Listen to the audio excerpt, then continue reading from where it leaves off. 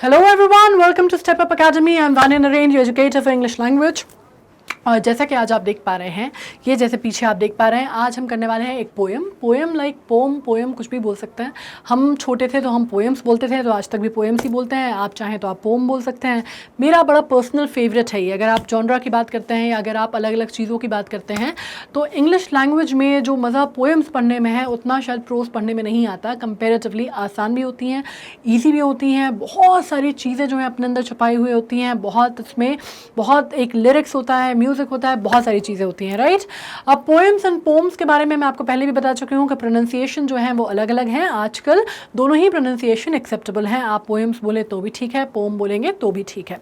Alright, now जब आप पढ़ रहे हैं तो क्लास 9th इंग्लिश बीहाइव की बात कर रहे हैं हम। इसमें आपकी पोएम है जिसका नाम है विंड। विंड ऑफ कोर्स आप जानते हैं किसको बोलते हैं, हवा, है ना। और इसके ऊपर पोएम लिखी गई है, पोएम बताई गई है। एक बेसिकली तमिल पोएम है, उसको ट्रांसलेट किया गया है। और किसने लिखी है, ओरिजिनली किसने लिखी है, किसका ट्रांसलेशन वर्क है, हम ये सब भी जान लेंगे, राइट। लेकिन फ़िलहाल हम सबसे पहले एक काम करते हैं और वो ये है कि हम पोएम पढ़ लेते हैं, ठीक है। Now wind come softly, don't break the shutters of the window, don't scatter the papers, don't throw down the books on the shelf. There looks what you did, you threw them all down. अब एक बात जैसे मैंने पहले भी बोली थी कि जब प्रोज होता है तो प्रोज पढ़ने का जो एक कायदा होता है वो ये होता है कि आप उसको मन में पढ़ें, है ना। ये बात मैं हमेशा बोलती हूँ कि जब आप प्रोज पढ़ते हैं तो आप उसको मन में पढ़ेंगे। कोई ऐसे है तो आप उसको बोल बोल के ऐसे नहीं पढ़ेंगे, विंड कम सॉफ्टली, ऐसे पोएम एक फ्लो अलग है। लेकिन आप प्रोज पढ़ रहे हैं तो उसको आप बोल बोल के नहीं पढ़ेंगे, मन में पढ़ेंगे, ठीक है। लेकिन पोइट्री या पोएम पढ़ने का एक कायदा ये होता है कि आप उसको हमेशा बोल के पढ़ेंगे या रिसाइट करके पढ़ेंगे। क्यों पढ़ेंगे? क्योंकि उसका जो फ्लो है, जो मीटर है, वो तभी समझ में आएगा जब एक एक वर्ड का प्रोनाउंसिएशन जो है, उच्चारण जो है वो बहुत क्लियर होगा और बोल के शब्दों में किया जाएगा, ठीक है। वरना आपको उसका जो फ्लो है ना वो समझ में नहीं आएगा। जो बहाव है पोएम का, पोइट्री का, जो उसकी थीम है, वो कहीं ना कहीं डिस्टॉर्ट हो जाएगी अगर आप उसको मन में पढ़ेंगे। तो एटलीस्ट जब पहली बार आप पढ़ें तो आप उसको तेज आवाज़ में ही पढ़ा कीजिए, तभी पोइट्री रिसाइटल्स होते हैं, प्रोज रिसाइटल्स नहीं होते, ठीक है। Now wind come softly, wind come softly, don't break the shutters of the window, don't scatter the papers, don't throw down the books on the shelf. There, look what you did, you threw them all down, you tore the pages of the books, you brought rain again. You are very clever at poking fun at weaklings. Frail, crumbling houses, crumbling doors, crumbling rafters, crumbling wood, crumbling bodies, crumbling lives, crumbling hearts. The wind, God winnows and crushes them all. He won't do what you tell him. So come, let's build strong homes. Let's joint the doors firmly. Practice to firm the body. Make the heart steadfast. Do this and the wind will be the friend with us. The wind blows out weak fires. He makes strong fires roar and flourish. His friendship is good.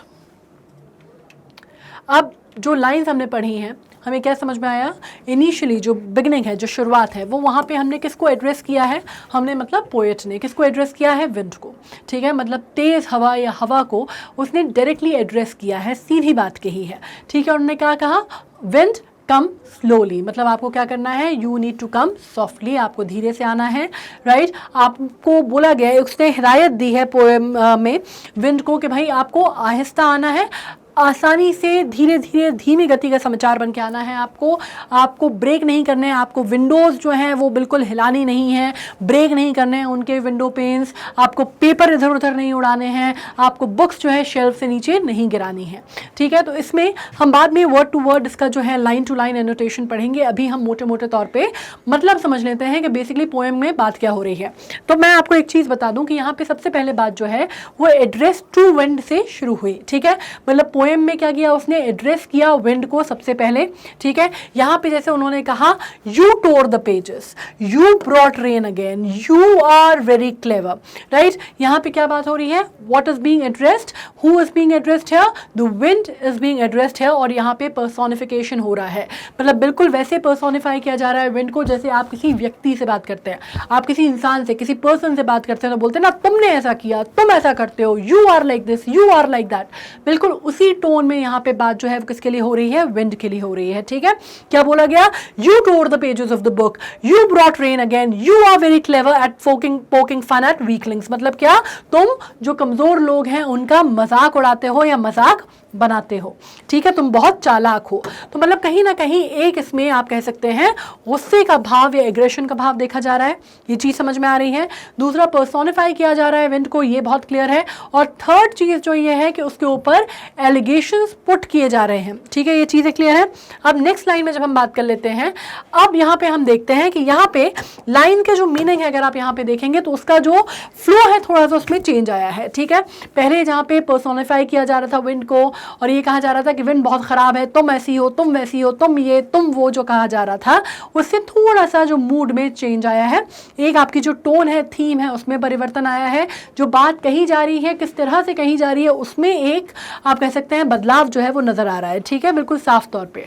अब इसमें बात की जाती है कि अब let's join the doors firmly, practice to firm the body, make the heart steadfast, do this and the wind will be friends with us. अब यहाँ पे जो नैरेटिव है वो चेंज हो गया है। यहाँ पे अस जो है, पहले जो थी वो एड्रेस जो हो रहा था वो विंड के लिए हो रहा था। अब यहाँ पे नैरेटिव क्या है, वो विंड को एज अ पर्सन बात की जा रही थी, यहाँ पे बात अपनी हो रही है, ठीक है। दो आपको एकदम एक क्लियर स्ट्राइकिंग शिफ्ट नजर आ रहा होगा, ठीक है। Do this and the wind will be friends with us, the wind blows out weak fires. और उसने क्या बोला है, उसने फिर बोला कि विंड के बारे में, अभी तक तो बुराई चल रही थी विंड की कि तुमने ये किया, तुमने वो किया, तुमने ऐसा, तुमने वैसा। अब यहाँ पे चीज़ों में, स्टोरी में थोड़ा सा ट्विस्ट आता है और वो क्या कहते हैं, वो कहते हैं कि भाई हम अपना घर जो है वो मजबूत बनाते हैं, हम अपने आप को मजबूती देते हैं। विंड क्या करती है, विंड सिर्फ वो फायर्स बुझाती है जो कि कमज़ोर हो, ठीक है, सिर्फ वीक फायर्स जो होती हैं वो विंड जो है वो बुझा देती है। लेकिन अगर आप बात करते हैं वो फायर जो कि बहुत आप कहते हैं जो कि बहुत स्ट्रांग है, उसको हवा देने से वो बढ़ती है। आपने सुना है ना, आग को हवा मत दो, आग को हवा देने से, हवा देने से आग और ज़्यादा बढ़ती है। वो फायर जो कि ऑलरेडी बहुत भयावह रूप में है और ज़्यादा भयावह रूप ले लेती है जब वो बहुत स्ट्रांग फायर होती है, ठीक है। तभी आप कहते हैं ना, ज़्यादा हवा मत दो आग को, यही मतलब होता है। और कमज़ोर आग जो होगी, चिंगारी जो होगी, छोटी सी कोई आग होगी, तो मीक सी फायर जो होगी वो बर्न आउट हो जाती है, वो बुझ जाती है। लेकिन स्ट्रॉन्ग फायर जो है वो कभी हवा की गति से कम नहीं होती। इनफैक्ट आपने कभी सुना होगा ये जंगलों में, पहाड़ों में जो आग लग जाती है ना, और कहा जाता है कि हवा का बहाव इतना तेज था या हवा में इतनी गति थी कि उसकी वजह से वो और फैल गई आग, तो वो वाली चीज कही जा रही है, ठीक है। अब उन्होंने कहा है कि ये बात उसने अपने रेफरेंस पे क्या बोली है, एक तरह से आप ये कह सकते हैं कि उसने पोएट्स ने कहा है कि अगर हम जैसे हैं तो उस पर हम पे विंड का क्या इम्पैक्ट होगा, ये डिपेंड करता है कि हम कैसे हैं। अगर हम कमज़ोर हैं तो हमें विंड जो है वो नुकसान पहुंचाएगी। विंड मतलब क्या, एडवर्सिटीज़ ऑफ लाइफ, वो हमें नुकसान पहुंचाएंगी। लेकिन अगर हम स्ट्रांग हैं तो वो हमें और मजबूत बनाने का काम करेंगी। तो उन्होंने कहा कि उसकी फ्रेंडशिप जो है वो गुड है। मतलब यहाँ पे उन्होंने क्या दिया, यहाँ पे उन्होंने एक स्टेटमेंट दिया, कंक्लूसिव स्टेटमेंट दिया कि विंड की जो दोस्ती है वो अच्छी है, ख़राब नहीं है, ठीक है। Winds friendship is good, it is not bad, right. और उन्होंने फाइनली ये कंक्लूसिव स्टेटमेंट दिया कि ठीक है, शुरुआत में हमने उनको भला बुरा बोला, हमने विंड की बहुत बुराई की, हमने बोला कि तुम ऐसी, तुम वैसी, तुम ये, तुम वो, लेकिन फाइनली एक रियलाइजेशन होता है, एक अपने आप में जिसको आप कहते हैं इंट्रोस्पेक्शन करता है राइटर, और फिर वो कहता है कि भाई अगर हम ऐसे हैं तो विंड हमारे साथ ऐसी है, ठीक है। मतलब वो फाइनली जो it is only a reaction to what we are, it is a reaction to our action, ठीक है। तो ये बात उसने बोली और इवेंचुअली कंक्लूसिव लाइन ये है, द फ्रेंडशिप इज गुड। मतलब हिज फ्रेंडशिप, मतलब किसकी फ्रेंडशिप है भाई, यहाँ पे हिज किसको बोल के संबोधित किया जा रहा है, विंड को, ठीक है। यहाँ पे विंड जो है उसको हिज बोल के संबोधित किया जा रहा है, मतलब अगेन पर्सोनिफाई किया जा रहा है। अब थीम क्या है पोएम की, वैसे तो मैंने समझा दी है, एक बार फिर पढ़ लेते हैं। वर्ड्स में पढ़ लो तो ज़्यादा आसानी से समझ में आएगा। We all know that wind is a natural phenomena, ये तो हम सब जानते हैं, नो रॉकेट साइंस देयर, ठीक है, नेचुरल फिनोमिना है। इस पोम में क्या बोला गया है, poet talks to the wind. यहाँ पे पोएट जो है भाई वो पहले, सबसे पहले शुरुआती लाइन में जैसा मैंने कहा कि वो हवा से बात कर रहा है, लिटरली हवा से बात कर रहा है। हवा से बात करने का मतलब ये भी होता है बहुत तेज रफ्तार में कोई चीज़ होना, राइट, पर उसमें नहीं बोला गया है। उस मुहावरे को यहाँ पे आप कह सकते हैं चरितार्थ नहीं किया गया है। यहाँ पे लिटरली पोएट जो है वो विंड से बात कर रहा है, विंड को संबोधित कर रहा है, विंड को एड्रेस कर रहा है और विंड को पर्सोनिफाई कर रहा है। He is addressing and personifying the wind. Now the power of wind has been described. उसने सबसे पहले क्या बताया है, the power of wind has been described. उसने बताया कि भाई विंड जो है वो कितनी पावरफुल होती है, उसको अलग अलग रेफरेंस में बोला गया है, ठीक है, कि विंडो पेन्स को शैटर मत करना और किताबों को मत गिराना अपने शेल्फ से, पेपर्स को इधर उधर मत बिखराना, ये सब बोला गया है। ये सब क्या चीज़ें होती हैं, ये हमें क्या कर रही हैं, हमें बता रही है कि विंड में कितनी ताकत है। मतलब जाहिर सी बात है ये सब वो कर सकता है, विंड से ये सब कुछ चीज़ें होती हैं, हवा के होने से ये सब कुछ चीज़ें होती हैं, वही वो चीज़ें हमें समझाना चाह रहा है, राइट। तो हमें पता चल रहा है इन सब चीज़ों से कि ये मत करना, ये मत करना, ये मत करना, मतलब क्या कि हमें ये पता चल रहा है कि वो सब ये सब कुछ करने में केपेबल या सामर्थ है, ठीक है। तो हमें क्या पता चल रहा है, सबसे पहले डिस्क्राइब क्या कर रहा है वो, पावर ऑफ विंड, ठीक है, उसको बता रहा है, ठीक है। पर वो शुरू में कैसे बोलता है कि वो डिस्ट्रक्टिव है, मतलब जिस तरह से बोला गया है कोई भी अच्छी चीज़ जो है वो एड्रेस नहीं की गई है। मतलब विंड को क्या बोला गया है कि भैया तुम जो है वो विंडो पेज जो है उनको मत खड़खड़ खड़खड़ करना, तुम ये मत करना, तुम वो मत करना, मतलब क्या कि तुम भैया शांति से रहना, ठीक है। मतलब क्या बोला गया है कि डिस्ट्रक्टिव है विंड। ये सीधी सीधी सी बात समझ में आ रही है निकल के कि विंड को क्या बोला गया है, डिस्ट्रक्टिव बोला गया है, ठीक है, डिस्ट्रक्टिव है wind. He has linked the destructive power of wind to the adversities of life. और इसको उसने कैसे एड्रेस किया है, वो चीज़ें जो हम जिंदगी में जो बुरा वक्त हमारे ऊपर आता है, जो एडवर्सिटीज हम लाइफ में फेस करते हैं, उनसे उसकी तुलना की है। जो डिस्ट्रक्टिव पावर्स हैं विंड के, उसकी क्या की तुलना की गई है, उस एडवर्सिटीज से की गई है जो कि हम अपने जीवन में जो बुरा समय, बुरी चीज़ें, बुरे अनुभव हमें आते हैं, उनसे उन सब की तुलना की गई है, ठीक है, adversities of life. And say that the weak people break down but stronger people emerge out of diversity is stronger। मतलब क्या कि भाई जो कमज़ोर व्यक्ति हैं, कमज़ोर लोग जो हैं वो बुरे समय से या एडवर्सिटीज, मतलब क्या बुरा समय है ना, एडवर्सिटी से घबरा के टूट जाते हैं, बिखर जाते हैं। लेकिन वो जो लोग जो कि बहुत स्ट्रॉन्ग मेटल के बने होते हैं, मेटल मतलब जो अंदर उनके जो बहुत स्ट्रॉन्ग होते हैं अंदर से, वो और स्ट्रॉन्गर बन के उभरते हैं, ठीक है, ये बात बोली गई है। Poem gives an important message that we should be mentally tough and physically strong in order to survive the hardships of life। मतलब सीधे सीधे शब्दों में क्या बोला गया भाई कि मैसेज आपको क्या मिलता है, जो एक बेसिकली हम कहते हैं ना कि भाई लास्ट में आपकी लर्निंग क्या है। लर्निंग ये है कि वो हमें पोएम बताती है कि आपको एक इंपॉर्टेंट मैसेज ये मिला है कि आपको मेंटली, मानसिक तौर पे और शारीरिक तौर पे, दोनों ही तौर पे आपको बहुत स्ट्रांग बनने की, होने की ज़रूरत है, आवश्यकता है। क्योंकि अगर आप वो नहीं होंगे, अगर आप कमज़ोर सी आग होंगे या जोर से जलेंगे तो फिर विंड आपको बुझा देगी। लेकिन अगर आप बहुत स्ट्रांग होंगे, आप मेंटली बहुत स्टेबल होंगे, बहुत फिजिकली स्टेडफास्ट होंगे, तो कोई भी जो भी आपके ऊपर कोई भी रोड़ा आएगा, कोई भी मुसीबत आएगी, तो वो आपका कुछ नहीं बिगाड़ पाएगी। ये चीज़ आपको समझाई जाती है, ठीक है। A weak person breaks down like a weak building and crumbles. एक कमज़ोर व्यक्ति जो है एक कमज़ोर बनी हुई इमारत की तरह गिर जाता है, ढह जाता है, क्रम्बल हो जाता है, ठीक है। तो हमें क्या करना है बेसिकली, और वहीं पर उल्टे हाथ पे जो एक मजबूत व्यक्ति है वो खड़ा रहता है, डटा रहता है, ठीक है। We must make these destructive forces a friends with a strength and determination. तो वो क्या बोलता है कि भले ही जो विंड है वो हमें लगता हो कि डिस्ट्रक्टिव फोर्स है, लेकिन हमें अपनी जो एडवर्सिटीज़ हैं, हमें अपने जो आप कह सकते हैं कि जो चैलेंजेस हैं लाइफ को, उनको भी हेड ऑन आपको एक्सेप्ट करना चाहिए। हमें अपनी लाइफ के जो डिस्ट्रक्टिव फोर्सेज हैं उनको भी अपना दोस्त बनाना चाहिए, और अपनी स्ट्रेंथ और डिटर्मिनेशन को हमें अपनी स्ट्रेंथ और डिटर्मिनेशन में उसको तब्दील कर लेना चाहिए, जो भी चैलेंजेस हमें लाइफ में फेस करने होते हैं या करने पड़ते हैं, ठीक है। क्लियर है ना। अब मैसेज क्या है पोएम का, मैसेज भी यही है, सीधी सी बात है। The poem gives us the important message that we must be prepared for the challenges of life. उसमें एक और बात बोली गई है कि भाई ज़िंदगी में जो है वो चैलेंजेस तो आएंगे, सबकी आते हैं। कोई ऐसा व्यक्ति नहीं है, कोई ऐसा इंसान नहीं है जिसकी ज़िंदगी में कोई भी चैलेंजेस नहीं आए और सब कुछ बहुत ही बढ़िया बढ़िया चला, कोई भी नहीं होता। सबकी लाइफ में बम्पी राइड्स होते हैं, ठीक है, सबकी लाइफ में बम्पी राइड्स होते हैं, किसी को भी सीधी समतल ज़मीन नहीं मिलती, ऑलराइट। और हमें फिजिकली फिट और मेंटली फिट होना चाहिए ताकि हम इन चैलेंजेस को ओवरकम कर सकें, इन एडवर्सिटीज को ओवरकम कर सकें। The hardship of life separate the strong from the weak and help the strong flourish while crushing the weak ones. और यही जो हमारा एटीट्यूड है ना, कि हम जिंदगी में एक्चुअली चीज़ों को लेते कैसे हैं, हमारा जो एटीट्यूड है कि हम, जैसे मैंने कहा कि वहाँ पे क्या लिखा गया है, वो रिफ्लेक्शन है, जो भी एडवर्सिटीज़ आ रही हैं वो हमारे साथ क्या कर रही हैं, जैसे विंड जो है वो हमारे साथ क्या कर रही है, ये इस पर डिपेंड करता है कि हम क्या हैं, राइट।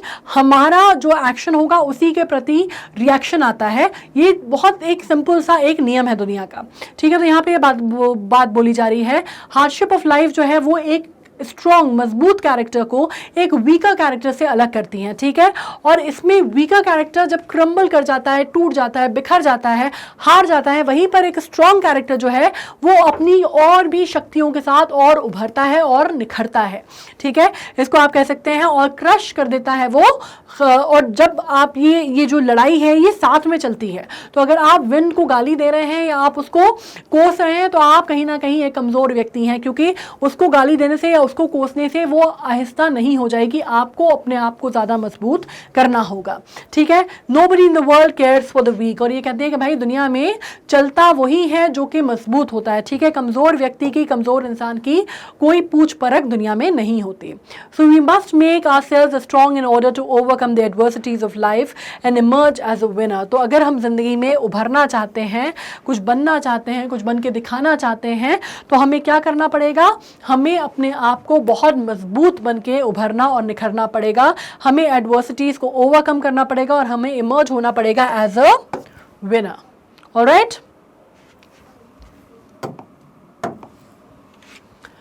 स्टैंजा वाइज एक्सप्लेनेशन देख लेते हैं हम, मतलब क्या, word by word, line by line annotation हम देख लेते हैं, ठीक है। मतलब पहला स्टैंजा क्या बोल रहा है, फिर उसके बाद क्या बोल रहा है, उस तरह से हम कर लेंगे तो कोई दिक्कत नहीं होगी। Wind come softly, don't break the shutters of the window, don't scatter the paper, don't throw down the books on the shelf. There, look what you did, you threw them all down, you tore the pages of the books, you brought rain again. Means क्या भाई, यहाँ पे थोड़ा सा गुस्सा है ना poet. अब पोएट रिक्वेस्ट, उसने बड़ी सॉफ्टली रिक्वेस्ट की उसने विंड से, ठीक है, कि भाई ट्रेड सॉफ्टली, मतलब क्या, आराम से आहिस्ता आहिस्ता आना, ठीक है। ट्रेड करना मतलब चलना, ठीक है, किसी चीज़ को पथ पे आना मतलब ट्रेड सॉफ्टली। उसने कहा कि भाई, हवा से उसने रिक्वेस्ट की कि आप थोड़ा आहिस्ता आहिस्ता धीमी गति से आना, बहुत ज़्यादा भड़बड़ भड़बड़ करके आने की ज़रूरत नहीं है, ठीक है। उसने कहा कि भाई आप कोई चीज़ तोड़िएगा, फोड़िएगा मत, कोई चीज़ जो है वो विंडो पेन जो है उनको तोड़िएगा मत, भड़बड़ाइएगा मत, किसी चीज़ को डिस्टर्ब मत कीजिएगा, मतलब बेसिकली, ठीक है। मतलब पता चला कि आपने पेपर उड़ा दिए, पता चला आपने विंडो पेन भड़बड़ भड़बड़ कर दिए, पता चला आपने किताबें जो अच्छी खासी जमी हुई हैं वो सब गिरा दी, तो ये सब कुछ मत करना, शांति शांति से अच्छे से सॉफ्टली आना, बिल्कुल, है ना। तो ज़ेफियर। अच्छा, एक और बात बताओ, जो विंड है जब हम उसको बहुत सॉफ्टली चलता है, जिसको मालूम है आपको क्या बोलते हैं, उसको समीर बोला जाता है, ठीक है। जेंटल फ्लो ऑफ विंड को समीर बोला जाता है, और उसको इंग्लिश में क्या बोला जाता है, उसको बोला जाता है ज़ेफर। ज़ेफर मीन्स बहुत ही स्लोफली ट्रेंडिंग जो विंड होती है उसको हम ज़ेफर बोलते हैं, ठीक है। तो वो कहता है कि मतलब थोड़ा ज़ेफर वाले फॉर्म में आना, सॉफ्टली आना। He tells the wind not to break the shutters of the window, not to scatter the paper, make books fall down from the shelf. But करती क्या है विंड, बिल्कुल उसकी बात नहीं सुनती, ठीक है, बिल्कुल उसका कहा नहीं मानती, बिल्कुल ट्रेड सॉफ्टली नहीं करती। और वो क्या करती है, जितनी बार उसको बोला जाता है कि भाई किसी को डिस्टर्ब मत करना, किसी को दिक्कत ना हो, कोई परेशानी ना हो, पर वो विंड तो विंड है, वो किसी की बात कहाँ मानती है ना। हवा को कोई बांध पाया भला, बिल्कुल यहाँ पे भी नहीं मान पाए। तो भले ही पोएट ने कितना भी कह लिया कि सॉफ्टली आना, ऐसा आना, वैसा आना, लेकिन विंड ने इनकी बात नहीं सुनी। हुआ क्या फाइनली कि विंड जो है वो अपनी रफ्तार से आई, जैसे उसको आना था वैसे आई, और बहुत ही डिसओबीडियंट चाइल्ड की तरह, मतलब बिल्कुल ही वैसा बच्चा जो कि किसी की बात नहीं सुनता, बहुत ही अपनी अपनी मनमानी करता है, बिल्कुल वैसे विंड आई, धम धम धम धम करके आई विंड, और सब कुछ जो है वो बिखरा के और ख़राब करके चली गई, ठीक है। मतलब सबको डिस्टर्ब कर दिया, जो बात बोली गई थी वो उसने मानी नहीं। तो उसने क्या किया, बेसिकली उसने क्या किया, पेजेस जो हैं बुक्स के वो तहस नहस हो गए, और फिर खूब सारी ज़ोर शोर की, एकदम जिसको बोलते हैं कि बहुत तेज़ तेज़ बारिश लेके आई। अब बहुत तेज़ बारिश को क्या बोला जाता है, इसके लिए भी कहावतें भी होती हैं, टर्म्स भी हैं, ठीक है। बहुत तेज बारिश आई, मतलब आप फिर से बारिश लेके आए। अच्छा, तेज बारिश को क्या बोला जाता है मालूम है, उसके लिए कौन सा मुहावरा यूज किया जाता है, रेनिंग कैट्स एंड डॉग्स। ये तो सुना ही होगा, है ना। Raining cats and dogs, cats and dogs rain होने का मतलब ये नहीं है कि ऊपर से आसमान से कुत्ते बिल्ली बरस रहे हैं, ना ना ना ना। कैट्स एंड डॉग्स रेनिंग का मतलब होता है कैट्स एंड डॉग, बहुत जोरों की बरसात जो है वो हो रही है, ठीक है। और इसके लिए एक और वर्ड होता है, इसको बोला जाता है, बहुत तेज बारिश को बोला जाता है टोरेंशियल रेन, ठीक है। तो ये दो चीज़ें आपने नहीं सीखी है ना, यहाँ पे पढ़ते पढ़ते नहीं, 3 सीखी हो, ज़ेफियर भी सीखा था, ज़ेफियर भी सीखा था, राइट। तो टोरेंशियल रेन्स मतलब बहुत ज़ोरों की बारिश, ठीक है। तो उसने क्या कहा कि आपने किसी की बात नहीं सुनी, बहुत ही डिसोबीडियंट चाइल्ड की तरह वो विंड आई और उसने क्या किया, सब कुछ तहस नहस कर दिया और बहुत ज़ोरों की बारिश भी हुई, ठीक है। फिर से बरसात लेके आ गई अपने साथ।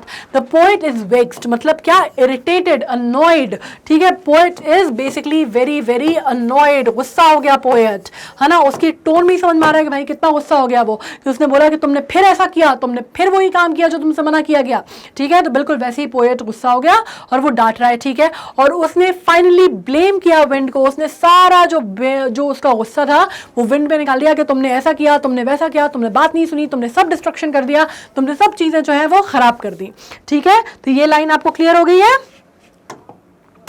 नाउ नेक्स्ट पे आते हैं।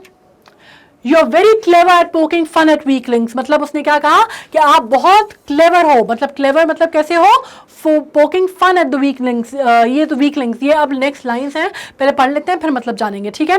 You are very clever at poking fun at weaklings, frail crumbling houses, crumbling doors, crumbling rafters, crumbling wood, crumbling bodies, crumbling life, crumbling heart, the wind god winnows and crushes them all.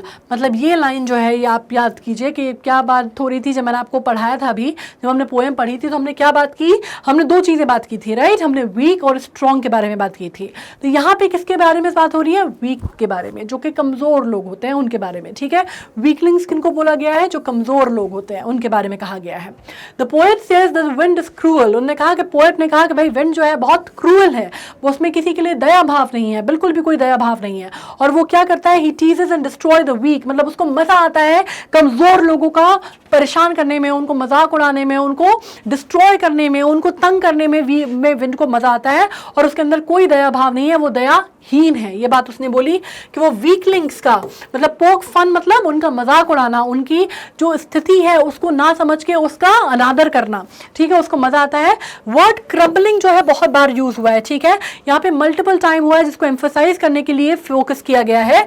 मतलब focus काय पे है, emphasise करना, किसी चीज पे जोर डालना कि everything is feeble, feeble frail, और फीबल फ्रेल एंड वीक मतलब क्या होता है भाई, हर वो चीज जो फीबल है, कमजोर है, फ्रेल है, वल्नरेबल है, बहुत आसानी से टूट सकती है। फ्रेल क्या होता है, ग्लासेस खरीदे होंगे कभी, ठीक है, अमेजोन से या कहीं से ग्लासेस आते हैं तो ऊपर क्या लिखा रहता है कि फ्रेजाइल है ना, फ्रेजाइल आइटम है, या आपको ने सुना होगा ना, फ्रेजाइल मतलब जो टूट सकता है। तो कोई भी चीज जो फीबल है, फ्रेजाइल है, फ्रेल है, मतलब बेसिकली क्या, ये सारे जो सिनोनिम्स हैं किसके हैं, वीक को, वीक के लिए यूज होता है, मतलब जो कमजोर है, टूट फूट सकता है, जिसमें चीजें जो है वो खराब हो सकती हैं, ठीक है, उसके लिए बोला गया है। वो क्या होता है, वो क्रम्बल हो जाता है, मतलब क्या होता है, टूट के बिखर जाता है। क्रम्बल होना मतलब क्या, हम कहते हैं ना कुकी क्रम्बल होना, तो कुकी क्रम्बल होना तो अलग चीज है, लेकिन क्रम्बल होना मतलब क्या है, टूट के बिखर जाना, ठीक है। तो क्रम्बल हो सकता है कब, जब स्ट्रॉन्ग विंड हो या कोई स्ट्रॉन्ग परिस्थिति, तो उसको एनोटेट कैसे किया गया है, स्ट्रॉन्ग विंड को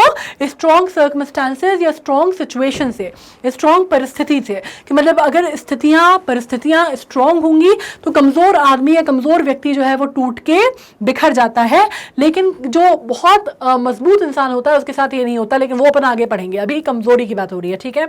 उसने क्या बोला यहाँ पे, क्रम्बल्स उसने किस किस के लिए यूज किया, क्रम्बलिंग हाउस, क्रम्बलिंग डोर्स, अब देखो यहाँ पे crumbling house, crumbling doors, crumbling rafters, crumbling wood, crumbling bodies, crumbling life and crumbling hearts. 7 चीजों में उसने crumbling crumbling crumbling crumbling crumbling बोला है, ठीक है। मतलब इतनी सारी चीजें जो हैं वो कमजोर होती हैं और क्रम्बल डाउन हो जाती हैं अगर डाइवर्सिटी से फेस हो तो, ठीक है। And the weak heart and lives are crushed in the violent destructive force of the wind, मतलब क्या है कि भाई कमजोर घर, कमजोर छतें, कमजोर दरवाजे, कमजोर बीम, कमजोर व्यक्ति, कमजोर घर, कमजोर बॉडी, सब कुछ क्रम्बल डाउन हो जाती है जब स्ट्रॉन्ग विंड होती है या विंड का फोर्स जो होता है वो बहुत स्ट्रॉन्ग होता है। ये लाइन समझ में आ गई है। नाउ आगे क्या लिखा है भाई, the poet implies that weak people break and fall in adverse times, है ना। उसको सीधे सीधे उसने क्या बोला भाई कि भाई सीधे सीधे विंड को उसने क्या कहा है, एडवर्सिटीज ऑफ लाइफ, ठीक है। तो उनका कहना है कि जब बुरा समय आता है, बुरे हालात होते हैं, तो कमजोर व्यक्ति टूट के बिखर जाता है, ठीक है। और इसी में उसने क्या कहा है, the poet says that the wind god winnows people just as people winnow grains to separate it from the chaff, similarly the wind god winnows people to separate strong people from the weak, he crushes the weak and make them fall. अब यहाँ पे एक बड़ी simple सी एक theory आती है, Darwin की theory है यहाँ पे, ठीक है। ये लिख भी सकते हो तो बढ़िया मार्क्स मिल जाएंगे, किसी को लगेगा कि बहुत ही इंटेलिजेंट बच्चे हैं। तो डार्विन की क्या थ्योरी आती है, सर्वाइवल ऑफ द फिटेस्ट की theory,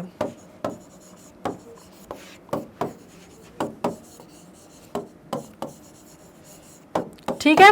survival of the fittest मतलब वो व्यक्ति जो कि फिट है, जो सबसे ज़्यादा फिटेस्ट है, वही दुनिया में सर्वाइव करता है। ये थ्योरी है डार्विन की, लेकिन वो यहाँ पे बिल्कुल सटीक बैठती है। क्यों? क्योंकि बात हो रही है कि विनो करना मतलब क्या होता है, जैसे छानते हैं ना अपन छलनी से, वही वाली चीज़ होती है, ठीक है। जैसे हम ग्रेन्स को विनो करते हैं शेफ निकालने के लिए उसमें से, वैसे ही भगवान क्या करता है, वो भी उसकी भी एक बड़ी सी छलनी है जिसमें वो क्या करता है, कमज़ोर और स्ट्रॉन्ग लोगों को छानता है, ठीक है। और ये जो हालात हैं, डाइवर्सिटीज़ हैं और ये एडवर्सिटीज़ हैं और मुश्किल हालात हैं और मुश्किल चीज़ें हैं जो कि स्ट्रॉन्ग विंड से डिनोट की गई हैं, उनको क्या कर देता है, उससे ये पता चल जाता है कि वो जो लोग उसको सर्वाइव कर जाते हैं वो स्ट्रॉन्ग होते हैं और जो नहीं करते हैं वो वीक होते हैं, क्रम्बल हो जाते हैं, ख़त्म हो जाते हैं, उनका अस्तित्व जो है वो विनाश हो जाता है, मिट जाता है, ठीक है। ये समझ में आ गया। मतलब आपको क्या पता चला, एक तो इसको कहाँ पे, इसमें आप ये बात कर सकते हैं कि जैसे आपको जब मैं बाद में फिगर्स ऑफ स्पीच पढ़ाऊंगी तो यहाँ पे पर्सोनिफिकेशन मैंने आपको बता दिया कि विंड को एज अ पर्सन वो डिनोट कर रहा है, ठीक है। यहाँ पे डिनोट किया जा रहा है, डिनोट एंड कनोट किया जा रहा है, ठीक है, डिनोट एंड कनोट किया जा रहा है। दूसरी बात यहाँ पे लाइफ लेसन जो है वो मोरालिटी प्रीच की जा रही है, ठीक है, मोरालिटी प्रीच की जा रही है। तीसरी चीज क्या हो रही है, यहाँ पे पैरेलल ड्रॉ किया जा रहा है, पैरेलल ड्रॉ किया जा रहा है मतलब कॉन्ट्रास्ट ड्रॉ किया जा रहा है किसमें, जैसे कि पीपल जो है विनो करते हैं ग्रेन्स को to separate it from the chaff, वैसे ही यहाँ पे पैरेलल ड्रॉ किया जा रहा है, वैसे ही भगवान भी इसी तरह का कोई काज करता है कमजोर व्यक्तियों को मजबूत व्यक्तियों से अलग करने के लिए, ये बात हो रही है, ठीक है। अभी लास्ट की लाइंस पढ़ लेते हैं अपन, ठीक है। नहीं लास्ट की लाइंस है, हाँ ओके। सो नहीं लास्ट की लाइंस नहीं है actually. So come let's build strong homes, let's join the doors firmly, practice to firm the body, make the heart steadfast। अब ये बात याद रख लिएगा कि इन सब चीज़ों को क्रम्बलिंग के लिए यूज़ किया गया था। ये सारी टर्मोलॉजी जो है वो क्रम्बल शब्द के साथ यूज़ की गई थी, ठीक है। Crumbling home, crumbling bodies, crumbling doors, crumbling heart, ठीक है। उन सब के लिए अब क्या बोला जाता है कि भाई साहब ऐसा है कि अब थोड़ा सा विंड को तो अपन नहीं रोक सकते, ठीक है, वो तो किसी के बस की है नहीं, तो इसकी जगह क्या किया जाए, इसकी जगह ये किया जाए कि हम अपने आप को मजबूत करें, वो ज़्यादा इंपॉर्टेंट काम है। तो कैसे किया जाए, the poet tells people that the wind god won't act according to our biddings, right. मतलब वो हमारे कहने पे नहीं चलेंगे। विंड गॉड मतलब क्या, भगवान जो है, विंड के जो देवता हैं, वायु के जो देवता हैं, वो आपके मेरे इंसानों के कहने पे नहीं चलेंगे। तो क्या कर सकते हैं, अब उसको तो हम कंट्रोल कर नहीं सकते, हम अपने आप को तो कंट्रोल कर सकते हैं ना। हम अपने घर और मजबूत बना सकते हैं, हम अपने डोर्स जो है वो ज़्यादा अच्छे से मजबूती से बंद कर सकते हैं, हम अपने दिल जो है मजबूत कर सकते हैं, हम अपने आप को फिजिकली ज़्यादा स्ट्रॉन्ग बना सकते हैं कि कोई भी एडवर्सिटी आए हमें फ़र्क ही ना पड़े। हम ये कर सकते हैं, ये करना हमारे हाथ में है।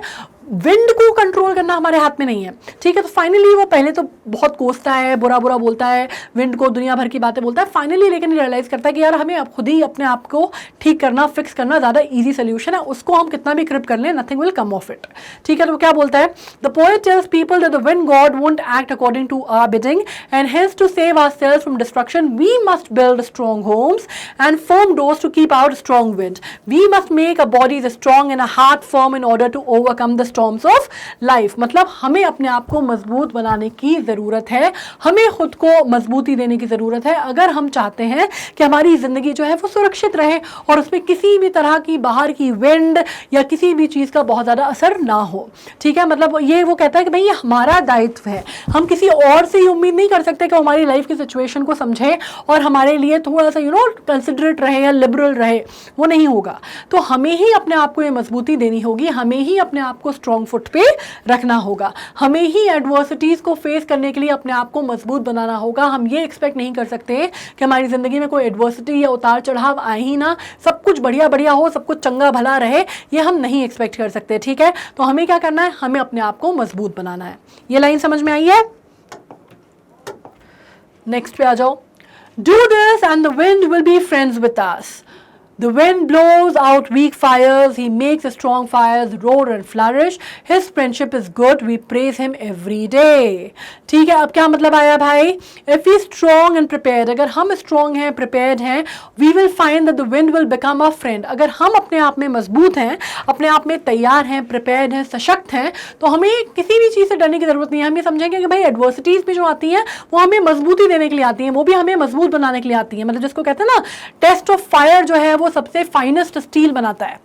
ठीक है, मतलब वही वाली चीज़ है कि अगर जब तक आपको मालूम है एक कोयले का जो टुकड़ा होता है उसके ऊपर भी कितना इमेंस प्रेशर डाला जाता है, तब जाके वो हीरे में तब्दील होता है। तो बिल्कुल वही वाली चीज़ है कि अगर आपने ये नज़रिया अपना लिया, अगर आपने चीज़ों को देखने का ये नज़रिया अपना लिया कि जो ख़राब चीज़ें हो रही हैं, जिनको हम गालियाँ देते हैं, कोसते हैं और कहते हैं कि यार ये सब इतना बुरा हो रहा है मेरी लाइफ में, अगर हम उसको ये एक्सेप्ट कर लें कि ये चीज़ें भी हमको कुछ ना कुछ देने सिखाने के लिए आई हैं लाइफ में, तो हमारा नज़रिया भी चेंज हो जाएगा और हम ज़्यादा सही भी रहेंगे, हम ज़्यादा सही जीवन भी गुजार पाएंगे। ठीक है, तो अगर हम स्ट्रॉन्ग और प्रिपेयर्ड हैं तो हम फाइंड आउट करेंगे कि विंड जो है वो हमारा फ्रेंड बन जाती है या विंड जो है हमारी दोस्त बन जाती है।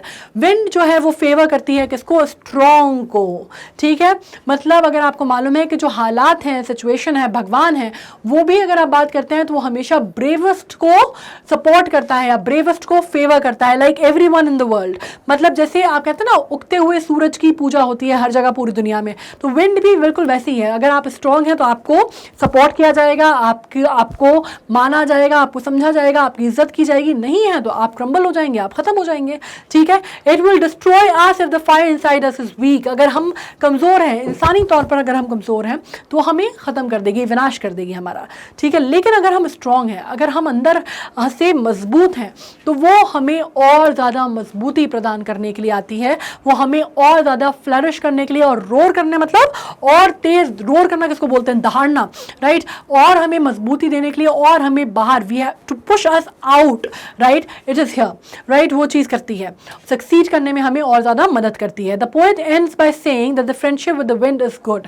फाइनली क्या कंक्लूजन ड्रॉ करता है पोएट? फाइनली कंक्लूजन ये ड्रॉ करता है कि भाई विंड से जो दोस्ती है वो अच्छी है। ठीक है, friendship with wind is good, मतलब ठीक है, हमने उसको शुरू में बोल दिया कि आप बात मान लो, उसने नहीं मानी क्योंकि उसको तो हमारी बात माननी नहीं थी, वो तो अपने हिसाब से अपनी रफ्तार से चलेगी ना, आपके मेरे कहने पे तो चलेगी नहीं कि भाई हमारी फलाना चीज़ें ख़राब हैं आप मत आओ, ऐसा नहीं होगा। तो हमने उसको कोस भी लिया, बुरा भला भी बोल दिया, हमने कह भी दिया कि तुम्हें जो है वो लोगों का मजाक उड़ाने में मज़ा आता है, पोक करने में मज़ा आता है, fun at the weakling, crumbling heart, crumbling ये क्रमलिंग वो सब बोल दिया। लेकिन लास्ट में क्या हुआ भाई कि अपने आप को मजबूत करना है, अपने आप को स्ट्रॉन्ग करना है, यही एक मात्र तरीका है इन सब डिस्ट्रक्शन से बचने का।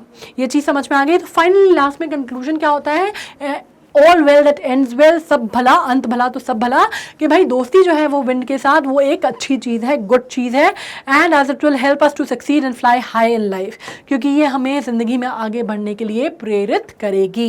It is for this good quality that we praise the wind god every day, और उसकी इसी खूबसूरती, इसी अच्छाई, इसी नेकी की वजह से हमें विंड गॉड को हर दिन उसका क्या करना चाहिए? उसको प्रेज करना चाहिए, उसकी तारीफ़ करनी चाहिए, उसका अभिवादन करना चाहिए। ठीक है, क्लियर हो गया ये? अब देखो, अब हम फटाफट पोएट का स्केच समझ लेते हैं। इसमें बहुत ज़्यादा नहीं है क्योंकि बहुत आपको ज़्यादा सवाल इस पे नहीं आएंगे।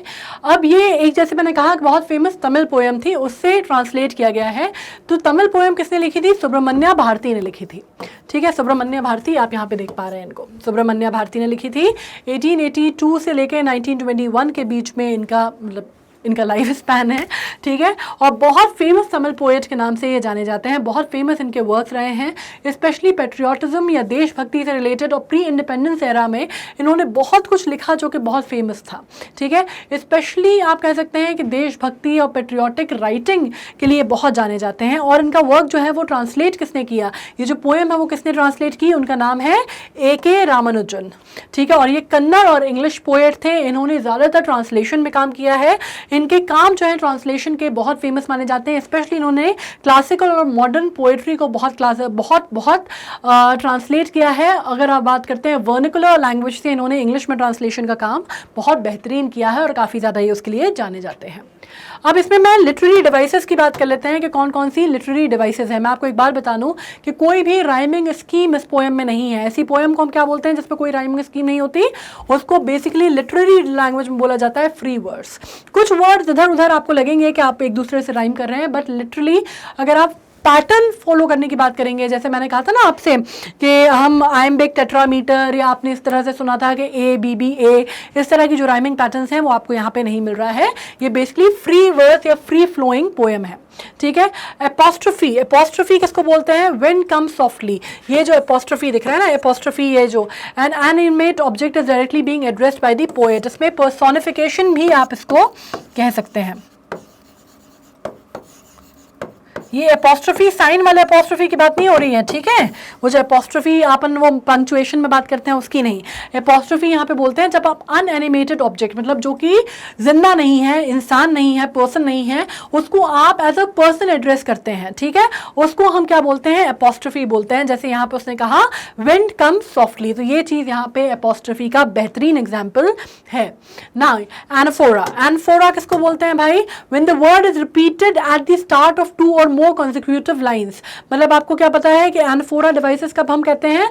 जब कोई भी शब्द, कोई भी एक एक्सप्रेशन, एक शब्द जो है is repeated at the start of 2 और मोर consecutive lines में स्टार्ट होता है, इसको एनाफोरा कहा जाता है। जैसे lines 2, 3, 4 begins with don't, line 6, 7, 8 begins with you, ठीक है। तो ये अगर अपन देखेंगे उसको 2, 3, 4 जो है वो डोंट, मतलब बोलता है ना कि भाई don't do this, don't do that, don't come here, don't do that, ये बोला है। और उसके बाद उसने 6, 7, 8 लाइन जो है, जैसे आप सीधे सीधे देखेंगे तो देखिए,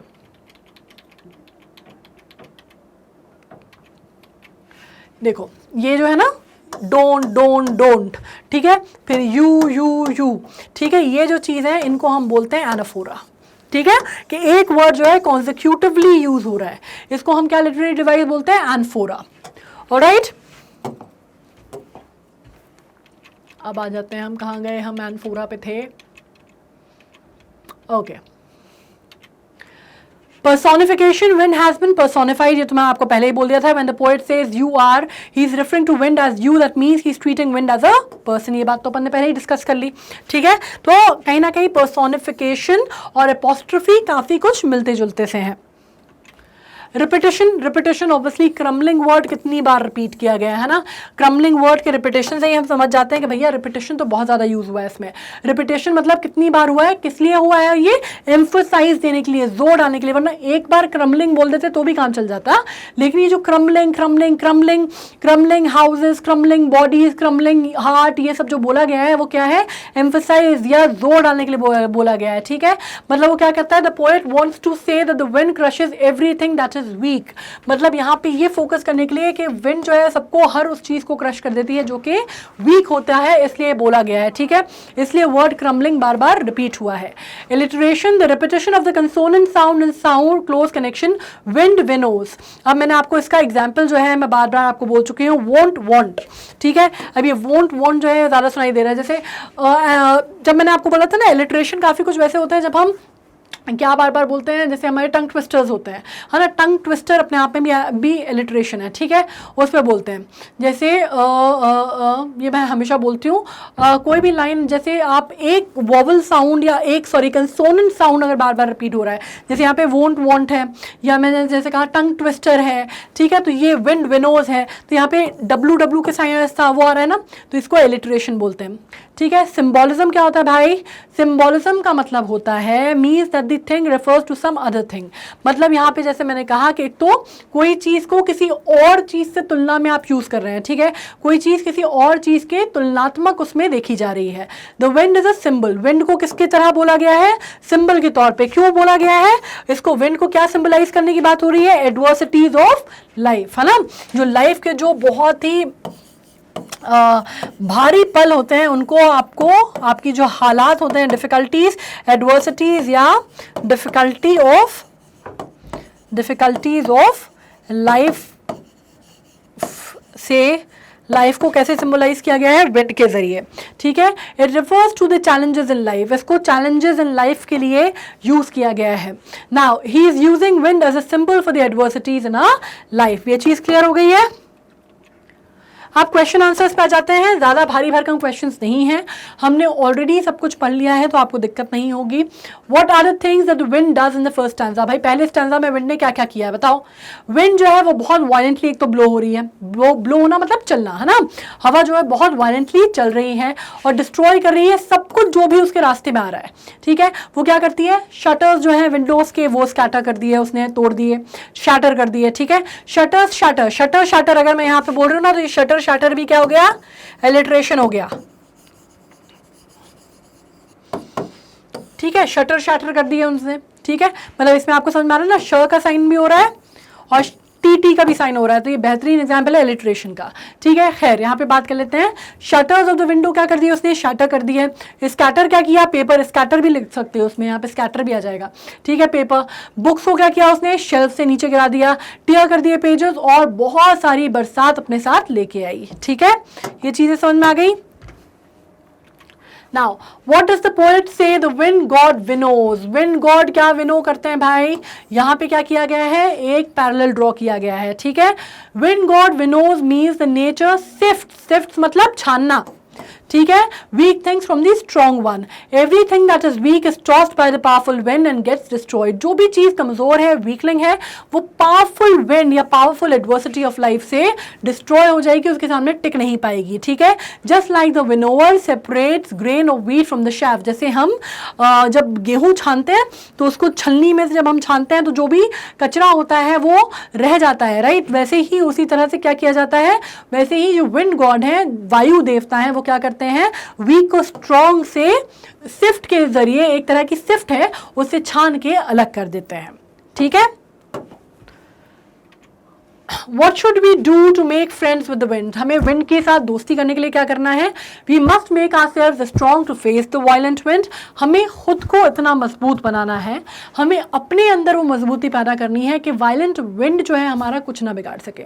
वो जो विंड जो इतनी जोर से ब्लो कर रही है वो हमारा कोई नुकसान ना पहुंचा सके, ये मजबूती हमें अपने अंदर पैदा करनी है, अपने अंदर लानी है, ठीक है। क्योंकि वो हमारे बस में नहीं है, वो जो विंड गॉड है वो हमारी बात नहीं सुनेंगे, या बाहर के जो एडवर्सिटीज हैं, ये जो हालात हैं, सिचुएशन है, सर्कमस्टांसेस हैं, वो हमारे मुताबिक नहीं चलेंगे। हमें अपने आप को उनके लिए ढालना होगा, हमें अपने आप को मजबूत करना होगा, ठीक है। when we will be strong, the wind will not harm us, instead it will become a friend and help us grow and flourish. क्योंकि यहाँ पे उसने क्या एग्जाम्पल दिया है कि जो कमज़ोर होते हैं वो उसमें बिखर जाते हैं, लेकिन जो मजबूत होते हैं वो और ज़्यादा फ्लरिश होते हैं और रोर करते हैं, ठीक है। जो कमज़ोर आग होती है वो बुझ जाती है, लेकिन जो मजबूत होती है वो हमेशा आगे बढ़ती है और बड़ा रूप लेके आगे बढ़ती है। What do the last 4 lines of the poem means to you? The last 4 lines, अब means to you भैया बहुत ही सब्जेक्टिव है, ठीक है। यहाँ पे मैंने अपने हिसाब से आंसर लिखा है, आप चाहें तो अपने हिसाब से लिख सकते हैं, लेकिन एक जेनरिक, एक सही आंसर लिखना बहुत ज़रूरी है। Last 4 lines of the poem carry an important message that the strong people emerge stronger and victorious in the face of adversity. मतलब क्या कि जो मजबूत लोग हैं वो और ज़्यादा मजबूत बन के उभरते हैं जब उनके ऊपर मुसीबतें आती हैं, या वो मुसीबतों से घिर जाते हैं तो और ज़्यादा मजबूत बन के बाहर निकलते हैं, उभरते हैं, ठीक है। We must make ourselves strong like the burning fire which grows and flourishes in the violent wind. We also prosper in the face of challenges. अगर हम strong हैं तो हम prosper करेंगे in the face of challenge. ये चीज़ बहुत clear है। What do the last 4 lines of the poem mean to you? इसी के बारे में हमने बात की, challenge of life to emerge. The last 4 lines describe the wind as someone who favors the strong over the weak. ये actually मैंने 2 answers आपको लिख दिए हैं, ये दोनों वे में आप इसको लिख सकते हैं, जो मैंने लिखा वो भी लिख सकते हैं, आपको अगर ये ठीक लगता है तो एक ऑल्टरनेटिव वे है उसको बोलने का, ठीक है। Last 4 lines describe the wind as someone who favors the strong over the weak. It blows out weak fire, implying that it likes to crumble the life of the weakling, but makes the strong fire flourish. Symbolically, it means strong people can withstand and bloom under the wind's destructive embrace. It gives out the message that one must be ready to face the challenges of life in order to emerge victorious. ठीक है? Now, how does the poet speak to the wind in anger or in the humor? You must also have or heard You must have also seen or heard of the wind crumbling lives. What is your response to this? Is it like the poets? अब भाई ये बहुत ही personal subjective सा question है. इसमें बोला गया है, पूछा गया है कि how does poet speak to the wind. Poet जो है वो कैसे बात कर रहा है विंड से. क्या वो गुस्से में बात कर रहा है या वो मजेदार ह्यूमरस वे में बात कर रहा है. ठीक है, तो यहाँ पे आपको जो समझ में आता है, शुरुआत जो है वो जाहिर सी बात है कि उसने गुस्से में की थी. ठीक है, इसमें आपने ये भी सुना होगा, आपने देखा भी होगा कि विंड ने क्रम्बलिंग लाइफ्स के बारे में आपने पहले सुना होगा कि जो बहुत तेज तूफान आता है या आंधी तूफान चलती है, उसमें बहुत सारी चीजें जो हैं वो ढह जाती हैं, उड़ जाती हैं, क्रम्बल हो जाती हैं चीजें, है ना. तो उसके ऊपर बात हुई है कि जब बहुत टॉर्नेडोज आते हैं, हमारे यहाँ तो टॉर्नेडोज नहीं आते, वरना बाहर अमेरिका वगैरह में अगर आप बात करते हैं तो उस साइड पे, अगर that side of the world, वहाँ पे बहुत ज़्यादा ट्विस्टर्स, टॉर्नेडो, साइक्लोन्स बहुत ज़्यादा आते हैं. साइक्लोन्स हमारे यहाँ भी आते हैं, जो समंदर में आते हैं उनकी बात नहीं कर रही मैं. नॉर्मल ट्विस्टर्स आते हैं वहाँ पे, राइट. तो वो भी आप कह सकते हैं कि बहुत ही भयावह रूप होता है जब हवा या गति पकड़ लेती है और विंड जो है अपनी बहुत ही एक्सट्रीम फेज में ऐसे सर्कुलर मूवमेंट में घूमती है. ठीक है, तो उस पर अगर आप बात करते हैं तो क्रम्बलिंग लाइव्स आपने कहीं ना कहीं सुनी होगी कि तबाही कितनी मचा देते हैं. ठीक है, अब इसमें जब हम बात करते हैं तो आपने कहीं ना कहीं इसके बारे में बात हो रही है कि क्या आपने इस तरह की कोई चीज़ देखी है, और अगर आपने देखी है तो क्या आपका रिस्पॉन्स भी बिल्कुल वैसा ही होगा जैसा कि पोएट का था. ठीक है, अब इसमें आपको जवाब कैसे देने हैं. इस तरह के जब भी सवाल आते हैं तो ये बहुत सब्जेक्टिव होते हैं. इसमें हर आदमी का जवाब देने का तरीका अलग होगा, हर आदमी की वोकैबुलरी अलग होगी. आपका फ्रेंड जो बोल रहा है वो अपनी तरह से वो बात बोलेगा, आप बात अपनी तरह से बोलेंगे. ठीक है, तो इसमें एक एलिमेंट ऑफ सब्जेक्टिविटी आना बहुत ज़रूरी है. इसमें लगना चाहिए कि सामने वाले ने रटा हुआ आंसर नहीं दिया है, आपने ये बात जो है वो सोच समझ के की है, आपने जो बात की है वो आपने पूरा सब कुछ एनालाइज करने के बाद, और आप एक्चुअली बहुत ही अपना व्यू पॉइंट जो है वो शेयर कर रहे हैं, ये बात निकल के आनी चाहिए. ठीक है, The wind has been personified in the poem, and the poet bids the wind to come softly, but when the wind disobeys, the poet speaks to him in anger, requesting him to stop the destruction. ठीक है, शुरुआत में जो होता है भाई, सबसे पहले शुरुआत में तो वो बहुत ही अच्छे से, बहुत ही विनम्र तरीके से, बहुत ही रिक्वेस्टिंग टोन में विंड से कहते हैं कि भाई you have to come slowly, आपको चीज़ों को डिस्ट्रक्ट नहीं करना है, आपको विंडो पेन्स जो है उसको शाटर नहीं करना है, आपको किताबों को ख़राब नहीं करना है, आपको कुछ भी नहीं करना है, आपको कोई तबाही नहीं मचानी है. मतलब वो बहुत रिक्वेस्ट करके विंड से बोलते हैं that you have to tread softly. लेकिन क्या होता है कि विंडो पेन जो है जब वो शैटर हो जाता है और किताबें गिर जाती हैं, जब विंड है वो किसी की बात नहीं सुनती, बहुत डिसओबीडियंट बच्चे की तरह बिहेव करती है, तो फिर वो जो पोएट है वो गुस्सा हो जाता है और वो कहता है कि तुम्हें विंड को के लिए वो बहुत उसको बोलता है कि तुम ऐसी हो, तुम वैसी हो, तुमने ऐसा किया, तुमने वैसा किया, बहुत सारी चीज़ें होती हैं. और फिर वो फाइनली विंड से ये भी कहता है कि तुम्हें मज़ा आता है, तुम्हें दूसरों का जो वीक होते हैं उनका मॉक करने में उनको तुम्हें मज़ा आता है. You kind of you enjoy that. आपको दूसरों को डिस्ट्रक्ट करने में, मॉक करने में बहुत ही सैडिस्टिक सा एटीट्यूड है तुम्हारा, एक तरह से वो उनको ये कहता है. ठीक है, तो ये जो बात होती है तो वो क्या कहते हैं, stop requesting him the destruction. पर शुरुआत में it is said in a very minor and a very normal tone, but later on he actually gets very very angry and he says in a very disobedient and he says in a very very indignant way. मतलब indignant मतलब जो सही बात पे गुस्सा आना. ठीक है, इंडिग्नेंट वे में उनको गुस्सा आता है और वो उनसे कहते हैं कि तुम्हें ये जो तबाही का मंजर है अपना वो रोकना होगा. ठीक है, yes, often during cyclones the wind create havoc by destroying lives and property. मतलब यही मैंने आपसे बात की कि बड़े बड़े जब टॉर्नेडोज आते हैं, साइक्लोन आते हैं, जब आप पढ़ते हैं ना कि विंड स्पीड इतने गति से विंड जो है हवाएं चल रही थी, जब आप सुनते हैं तो ऑब्वियसली उस टाइम पे आपको पता है कि बहुत बहुत मेजर तबाही, बहुत मेजर डिस्ट्रक्शन, बहुत बड़ी तादाद पे लोगों के घर और प्रॉपर्टी जो है वो नष्ट हो जाती है. ठीक है, in those times I feel that humans are helpless against the force of nature. जाहिर सी बात है, और ऐसा जब भी कुछ होता है, चाहे आप ट्विस्टर्स की बात कर लीजिए, टॉर्नेडोज़ की बात कर लीजिए, फ्लड की बात कर लीजिए, साइक्लोन्स की बात कर लीजिए, टाइफून्स की बात कर लीजिए, या आप जैसे सुनामी आती है या अर्थक्वेक्स आते हैं, आप उसकी बात कर लीजिए, तो इस तरह की जो चीज़ें होती हैं, जब हम बात करते हैं नेचुरल आपदाओं की या नेचुरल डिज़ास्टर्स की, जब हम बात करते हैं प्राकृतिक आपदाओं की, तब हमें, या मुझे इसने लिखा है, मैंने लिखा है कि वो रियलाइज़ होता है कि हम कितने हम अपने आप को इतना इंडिस्पेंसिबल मानते हैं, हम अपने आप को इतना स्ट्रॉन्ग मानते हैं, हम अपने आप को इतना मानते हैं कि पूरी दुनिया जो है हम इंसान चला रहे हैं.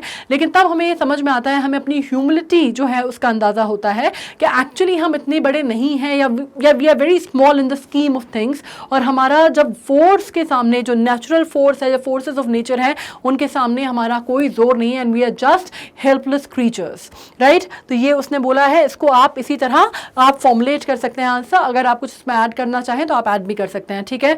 The wind has been personified in the poem and the poet bids the wind to come softly, but when the wind disobeys, ठीक है, the poet speaks to him in anger requesting him to stop the destruction। अब यहाँ पे आप wind को, अगर आपको him नहीं है तो you can write her also, ठीक है। अगर आप विंड को एज अ फीमेल एट्रीब्यूट देना चाहें तो आप हर भी बोल सकते हैं, जो भी आपको बोलना है। हिम एक्चुअली दोनों जेंडर्स के लिए एक्सेप्टेबल एड्रेस होता है, इस वजह से हमने हिम लिखा है यहाँ पे, ठीक है। डिस्ट्रक्शन, या फिर आप यहाँ पे इट भी लिख सकते थे। हम इट हमने क्यों नहीं लिखा, क्योंकि इट यहाँ पे हमने पर्सोनिफिकेशन की बात की है, तो हमने उसको एज अ ह्यूमन पर्सोनिफाई करके हमने इट नहीं लिखा, जो कि बेसिकली किसके लिए इस्तेमाल होता है, नॉन लिविंग थिंग्स के लिए आप एड्रेस करते हैं, ठीक है। और ऐसे टाइम पे फिर आपको ये पॉइंट आपको लिखने के बाद आपको अपनी तरफ से एड ऑन उसमें करना है कि आपकी पर्सनल क्या बिलीफ है। तो उसमें आप ये कह सकते हैं that yes during the cyclones और द टाइफून्स और the major things that happens across the world, when such things happens we have often witnessed that wind जो है जब अपनी तेजी पे आती है, या विंड जब है जब उसकी स्पीड जो है वो लिमिट वो क्रॉस कर देती है, तो वो बहुत ज़्यादा डिस्ट्रक्शन कॉज करती है अक्रॉस द ग्लोब, या फिर बहुत ज़्यादा प्रॉपर्टी जाल माल का नुकसान होता है, right. In those times I feel that humans are helpless against the forces of nature, या यहाँ पे आप ये भी कह सकते हैं that humans do not have any power as they think that they are indispensable, but when the nature comes to take their stand, we stand nowhere, right। तो आप इसको इस तरह से भी फॉर्मुलेट कर सकते हैं। there can be n number of things how you can formulate an answer, वो डिपेंड करता है कि आप उसको किस तरह से एक्सप्रेस करना चाहते हैं, ठीक है। Now, like the poet, I too feel that the only option that humans have is to be prepared against the adversity, right? तो इसमें एक और बात ये है कि एक थोड़ा सा पॉजिटिव इंक्लिंग भी हमें देनी होगी कि भाई पोएट की तरह हम भी ये सोचते हैं that you know the only defense is that you are well prepared, right? Like the poet, we also concur to the thought कि भाई if you are well prepared, अगर आपने बहुत अच्छे से तैयारी की हुई है and you are well prepared, तो आपको adversities तो आएंगी ना, मुसीबतें आएंगी, बट आपको उनको फेस करने के लिए आप ज़्यादा अच्छे से तैयार रहेंगे, आप ज़्यादा अच्छे से आप गार्डेड रहेंगे, ठीक है। So that is very important. The tree on the mountain takes whatever the weather brings, if it has any choice at all, it is in putting down roots as deeply as possible। ये थोड़ा सा मैंने philosophical angle दिया है, आप चाहें तो आप भी दे सकते हैं। ये सिर्फ मैंने आपको ये समझाने के लिए दिया है कि आप एक आंसर को कितने अलग अलग तरह से फॉर्मुलेट कर सकते हैं और आप कितना डाइवर्सिफाइड सोच सकते हैं, ठीक है। आप लिटरेचर में एक बहुत अच्छी चीज़ होती है कि इसमें मैथमेटिकल एक्यूरेसी नहीं होती, 2 और 2 4 होता है ना, ये ज़रूरी नहीं है लिटरेचर में, ठीक है। आप उसको, आपके पास एक बहुत वाइड ओपनिंग रहती है कि आप अपने आप को कैसे एक्सप्रेस करना चाहते हैं, कैसे वेंट आउट करना चाहते हैं, किन शब्दों के जरिए अपने एक्सप्रेशन को आप बाहर लाना चाहते हैं, ये आपके ऊपर रहता है, ठीक है। और आपको एक तरह से एक फ्रीडम रहती है, एक लिबर्टी रहती है कि आप अपने आप को किसी भी तरह से एक्सप्रेस कर सकते हैं। Of course it has to be coherent, it has to make sense and it has to be in sync to the language. आपको सिंटेक्स, ग्रामर वगैरह सब पे ध्यान देना होता है, लेकिन एक्सप्रेशन जो है वो अनंत हो सकते हैं, ठीक है। तो मैंने आपको यही समझाने के लिए यहाँ पे ट्री का एग्जाम्पल दिया है कि ट्री जो होता है माउंटेन पे, जो बहुत ऊंची माउंटेन पे जो ट्री लगा होता है, जहाँ पे बहुत तेज विंड का प्रेशर होता है, बहुत तेज हवाओं की गति होती है, वहां पे उस ट्री के पास कोई चारा नहीं है, राइट। वो ये नहीं कर सकता कि वो कहेगा नहीं नहीं यहाँ पे तो हवा जो है इसको रुकना चाहिए और तुम्हें नहीं आना चाहिए और मुझे नहीं, मैं इतना वीक हूँ और मैं तुम्हारे सामने स्टैंड नहीं कर सकता और तुम्हें मुझे ऐसे नहीं करना चाहिए, तुम्हें मुझे वैसे नहीं करना चाहिए। वो ऐसे क्रिप नहीं कर सकता, राइट। उसको मालूम है कि वो कितना भी क्रिप कर ले उसको कोई फायदा नहीं है, हवा को अपनी गति से चलना है। वो ट्री की व्यथा देख के कोई एकदम दिल नहीं पसीजेगा उसका और वो चलना बंद नहीं कर देगी। विंड जो उस ऑल्टीट्यूड पे चलती है वो चलेगी। अब ट्री के पास ये है कि उसको ये मालूम है कि भाई उसको अपनी जड़ें जो है वो इतनी मजबूत करनी है कि हवा कितनी भी तीव्र हो जाए उसकी जड़ें ना हिला पाए, ठीक है। So this is exactly how we have to do that. तो यहाँ पे हमने उसको क्या लिखा है, the tree on the mountain takes whatever the weather brings. वो इस पे क्रिब नहीं करता, विदाउट क्रिबिंग और without even complaining, right. If it has any choice at all, अगर उसके पास कोई भी चॉइस है तो, ठीक है। It is putting down roots as deeply as possible so that no wind can shake its ground, ठीक है। इसमें आगे आप लिखना चाहें तो आप ये भी लिख सकते हैं, so that no wind can shake its ground. ठीक है, ये क्लियर हो गया आपको? All right, with this we have come to an end. हमने एक बहुत इंटरेस्टिंग सी, बहुत अच्छी सी पोएम जो है वो कंप्लीट कर ली है। हमने उसको, ऑब्वियसली तमिल पोएम थी जिसका हमने इंग्लिश ट्रांसलेशन पढ़ा है। I am sure Tamil translation would have been a better version, क्योंकि कोई जो ओरिजिनलिटी होती है, जो किसी भी चीज़ का ओरिजिनल वर्जन होता है, वो सबसे बेस्ट माना जाता है, राइट? उसके translations are considered to be second best options perhaps.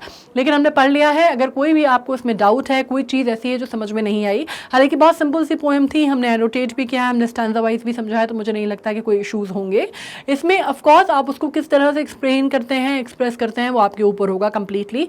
लेकिन अगर कोई चीज़ ऐसी रहती है जो आपको लगता है कि ये समझ में नहीं आई है, यहाँ समझने में थोड़ी सी दिक्कत हुई है, या मैम को ये एक्सप्लेन करना चाहिए था, please write down and I will try to get back. अब उसके लिए करना क्या है, आपको हमारी स्टेप अप अकेडमी को करना होगा क्या? सब्सक्राइब। ठीक है, सब्सक्राइब कर लोगे तो फिर जो भी हमारे रेगुलर वीडियोस हैं वो आपको मिलते रहेंगे। आपके एग्जाम के टाइम पे आपको किसी भी प्रकार की कोई दिक्कत नहीं होगी। ये बात समझ में आ रही है? अब आपको जब स्टेप अप अकेडमी को एक बार आप सब्सक्राइब कर लेंगे तो हमारे जितने भी चैनल्स यहाँ पे चलते हैं, जैसे क्लैट चलता है, CUET चलता है, नीट चलता है, ये सारी चीज़ें भी आप देख सकते हैं, राइट? अगर आपके कोई घर में दीदी भैया वगैरह हो जो करते हैं, पढ़ते हैं, तो आपको सब कुछ एक चैनल के अंडर, एक रूफ के अंडर या एक अम्ब्रेला के अंडर सब कुछ मिल जाएगा। ठीक है, करना कुछ भी नहीं है, सिर्फ सब्सक्राइब करना है। Alright, so on this note I'm signing off. You take care of yourself. Thank you so much.